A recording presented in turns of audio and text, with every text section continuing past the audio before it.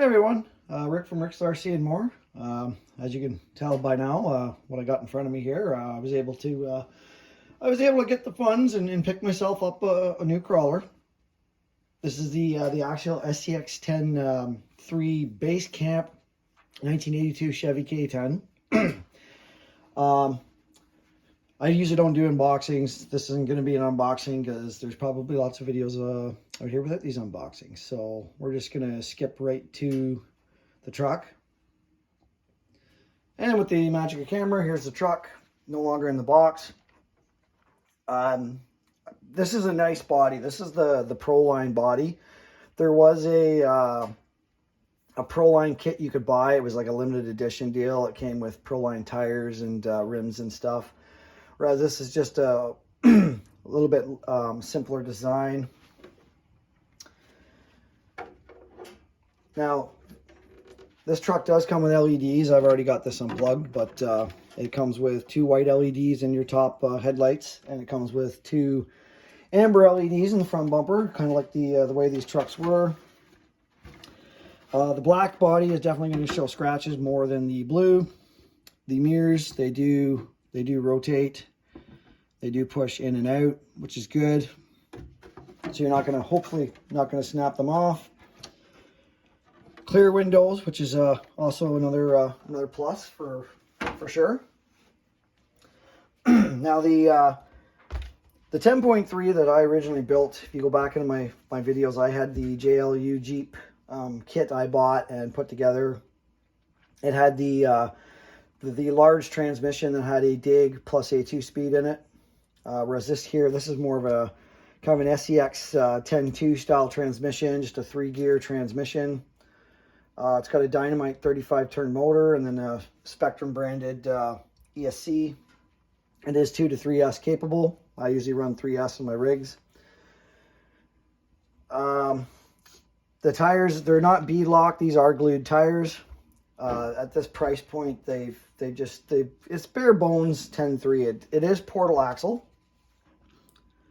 I would actually prefer it be straight axle to be a little more scale to these trucks, but at the same time, I no longer have a portal rig, so it's nice to have a rig with portals on it again, with that extra ground clearance and extra gear reduction that stops body torque, stuff like that. It's got aluminum shocks. They are threaded. The threaded preload adjusters are plastic. They're not aluminum. And I did notice the links on these are quite a bit smaller than the kit links. When I built my JLU, they were quite beefier links, but this is fine. I don't think I've really heard of anybody really having issues bending any of these links. It's a metal geared servo. It's aluminum case as well. So this is just it's gonna be another trail rig, just if I want to change things up. The SCX-6, being the size it is, that's kind of something I take out when I'm going crawling by myself, just because I can't really follow the same lines. And when you are out with a group of friends, it's nicer to have a rig the same size as what they're running. So this will give me, if I don't want to take the RC 4-wheel drive out, or if the RC 4-wheel drive, say, is broken, I haven't got it fixed yet or something, I can take this guy. They do have body posts, unfortunately, in the body, which it's kind of funny. They have the 10.3 mounts down here,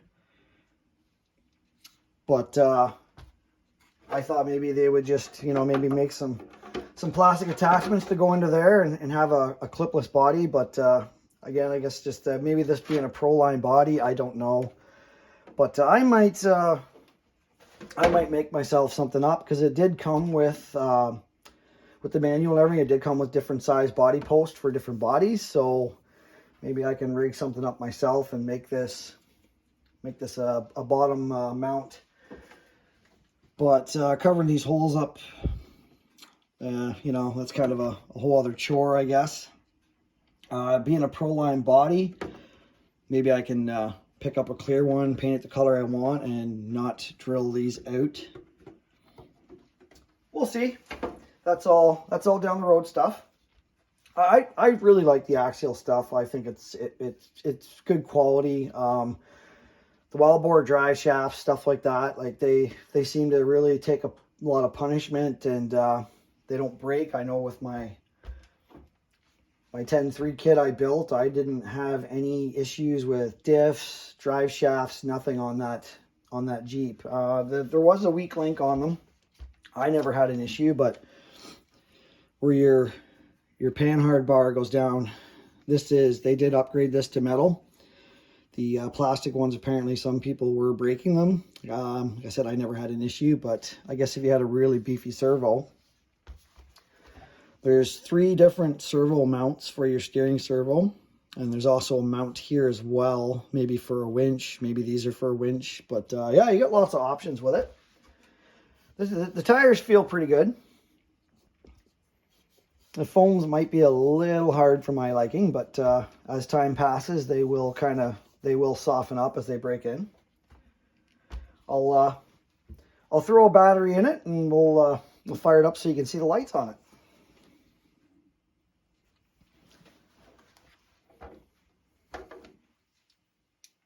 So yeah, it's a good looking truck. It's nice they included the LEDs on there. No tail light LEDs. These come off just with some little body pins. Might be able to, I don't know, that's one solid piece of plastic. It might be hard to try to mount lights in those, but it's neat that they have the headlights and the bumper lights, the signal lights or whatever those are.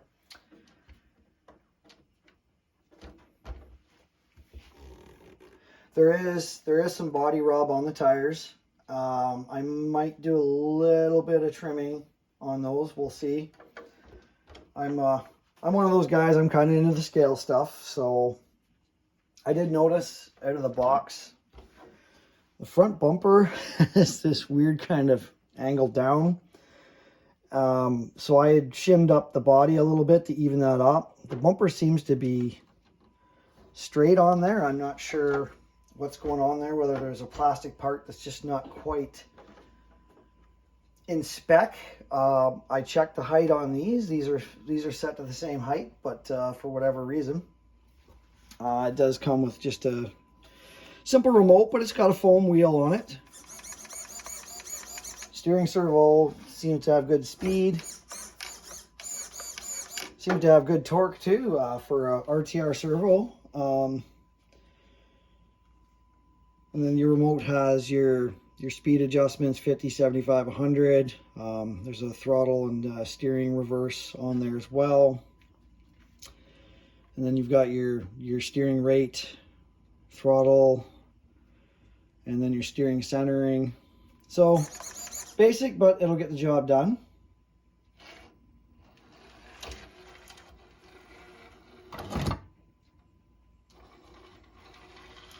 For an RTR system, it's all right.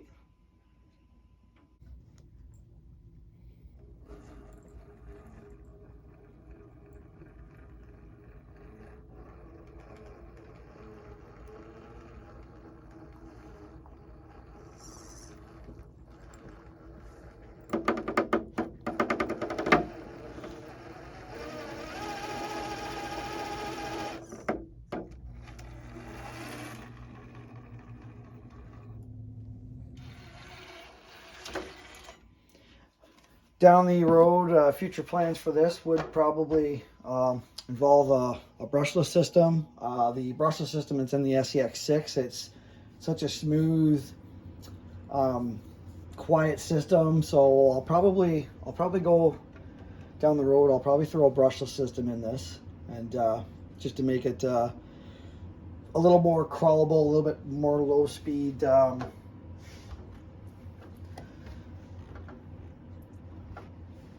Low speed response, stuff like that.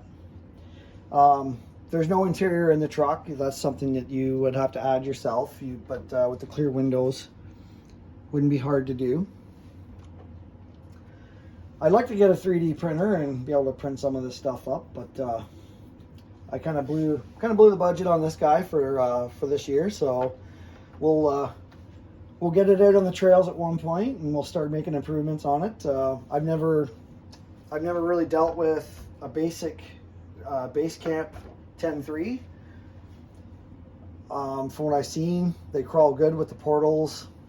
The tires are decent, so we'll get it on the trails and go from there. Just that's going to be feature things for the channel. One thing I did notice with these is the ESC on these actually doesn't have a power button. As soon as you plug it in, that's when power goes to it. There's no on-off switch. So just remember, when you get it, you put the batteries in your radio. Make sure you turn your radio on before you plug your battery into this, because turning the vehicle on first is kind of a no-no. You want to have your radios on before turning the vehicle on, and the opposite, shutting it off. You want to shut the vehicle off first and then your radio. So that's just something to be wary of. It does have a, let me unplug this.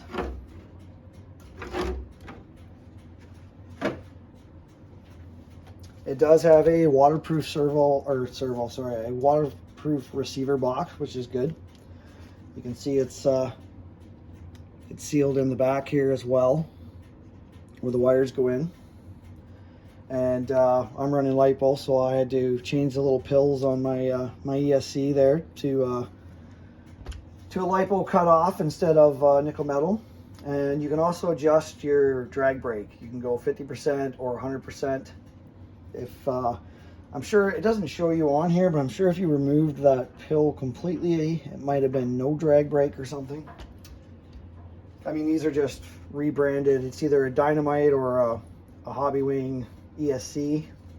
Could be a Dynamite, being a Dynamite motor. But a plus for me on this truck is it's not a 2-in-1. It's not a receiver and ESC 2-in-1. So that'll give me the chance, one, if I want to bind it to my 5-channel Spectrum radio, I should be able to do that. If I, and this is a 3-channel that came with it, but you have no use for the 3rd channel unless you add a winch or something. But if I want to add a better radio to it, I have that option easily. I'm not having to replace the ESC and the receiver. Or when I go to update this to a brushless system, I can just add the brushless ESC and motor, and not have to worry about putting a receiver in it as well.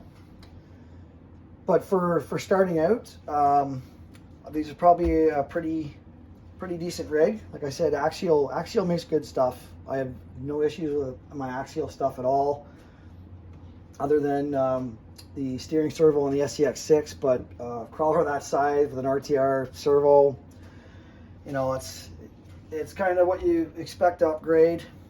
Generally with these, one of your first upgrades is generally a steering servo as well. But like I said, this one out of the box seemed like it had quite a bit of torque and good speed. So we'll run that one until if I have an issue with it at all down the road. But we'll just run that one and keep the brush system for a little while until I get the budget maybe to upgrade it to a brushless system. So that's my new toy for the new year. We'll like I said, we'll do modifications and whatnot as we go. You can get all kinds of brass parts for these. My JLU, I did have it brassed out. I had brass diff covers. I think I had brass portal covers.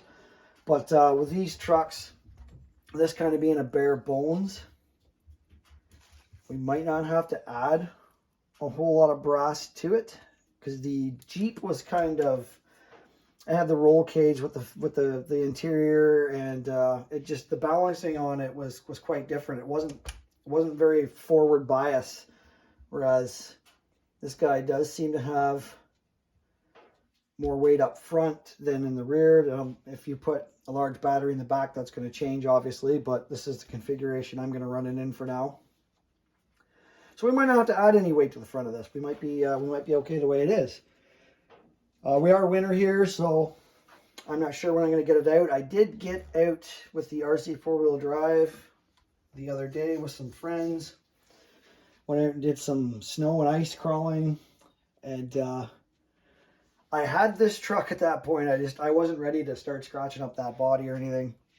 The bumpers on it, they're fairly thick plastic, but if they do get broken or scratched up a whole lot, maybe I'll get into making some steel bumpers for it. I wish they'd put some Nerf bars on it, or some rock sliders. I wish it came with some of those. The body kind of comes down close to these, but I'm probably gonna have to make up a set just because it'll drive me nuts. Not you know what I mean, scraping along this body instead of having some sliders along there. So that'll definitely be on my list of things to do. I don't think I currently have enough metal to get 2 sets of sliders out of it. Not the style I want anyway.